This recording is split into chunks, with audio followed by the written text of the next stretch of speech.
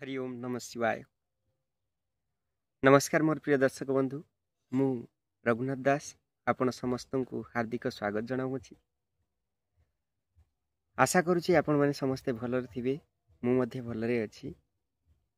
सारा संसार रंगमंच एवं एही रंगमंच उपरे प्रतिटी जिनिस पूर्व निर्धारित केवल कर्म आपणकर एवं कर्म सदा सर्वदा धर्म आधारित हेबा उचित, प्रभु आधारित हेबा उचित एवं आमे सदा सर्वदा निजर धर्म मार्ग रे परिचालित होई कर्म करिबा उचित। कारण धर्म एकासीना महत्व पणिया आउ सब किछि अढ़ेई दिनिया। एई अढ़ेई दिनिया संसार मध्यरे केवल धर्म ही सत्य। दिने समय आसीबो आमे समस्ते सारा संसार रंगमंच उपरे अभिनय करी करी करी करी आग पछ होई समस्त को फेरी जीवाकु हेबो। मनुष्यर जीवन रे सुख एवं दुख सदा सर्वदा लगी रही थाए। एई सुख दुखमय संसार मध्यरे आपण देखिथिबे जे सुख समय रे आपणक पार्श्व समस्ते थांती, किंतु दुख पाखरे दुख समय रे आपणक पाखरे अनेक कम बा केही छेड़ा हुअंती नहीं। सेतेबेले केवल गोटे बाट देखा जाए, सेई गोटे बाट होउछि भगवानकर बाट बा सेई गोटे विश्वास होउछि भगवान। तेणु यथार्थरे कुहा जाई पारे जे जेतेबेले केही देखा जानतीनी ना, सेतेबेले भगवान देखा जानती। आपनको एक क्षुद्र गल्प माध्यम रे मु आपनको बुझेइबाकु चेष्टा करूछि। थरे जने शिकारी शिकार करिया पई जंगल मध्य को गला।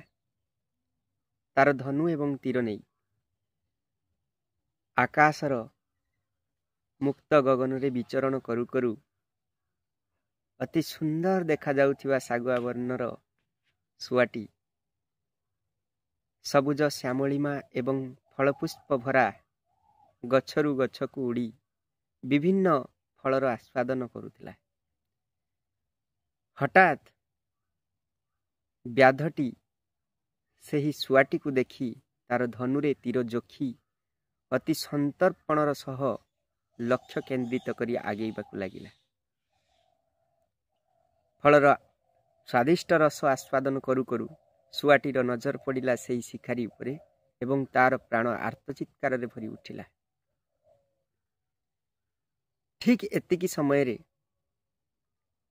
कहंती ना जेतेले विपद आसे तार भाई बंधु को नेकी आसे, ठीक एतिकी समय रे पुनश्च से देखिला अति पाखरु गोटे छंचाण तार दुईटी शिकारी डेणा शिकारी नख को मेली तार थंट को खोली ता आड़ को शिकार करने उद्देश्य रे तीव्र बेगरे उड़ी आसुछि। क्षणिक पई से स्तब्ध होई भगवान को प्रार्थना कला, हे भगवान हेबे तो मोर प्राण निश्चय ही जीव। हे सर्वशक्तिमान, हे सर्वशक्तिर सागर, हे करुणा निधि, हे करुणामय सागर, हे प्रभु, हे कृपा सिंधु मोर प्राण रक्षा करंतु प्रभु। मु निरीह प्राणीटीए फलरु गचरु फल को तोड़ी खाई थाए। मु कौनसी दिन कौनसी प्रकार पाप कार्य करी नहीं, प्रभु मोर रक्षा करंतु। तो ठीक सेतिकी बेले भगवान तांकर प्रार्थना सुनिले। करुण आर्तनादर चित्कार तांको हृदय को स्पर्श कला। दयानिधि स्वयं भगवान तांकर माया चक्र चालना कले। हठात किना गोटे काला सर्प आसी शिकारी पाखरे उपनीत हेला एवं शिकारी को दंशन कला। भय एवं प्रबल विश्वज्वालारे शिकारी चकित हो उठिला। प्रबल जंत्रणा रे से थरी उठिला। सर्पाघातर समय रे तार धनुरु तीरटी बाहरी जाई छुआर शिकार करने को आसीथिवा सागुणा देहरे ଛଞ୍ଚାଣ ଦେହରେ ବାଜିଲା ଏବଂ ଛଞ୍ଚାଣର ମଧ୍ୟ ମୃତ୍ୟୁ ହେଲା। ଏପଟେ ଶିକାରୀର ମୃତ୍ୟୁ, ସେପଟେ ଛଞ୍ଚାଣର ମୃତ୍ୟୁ।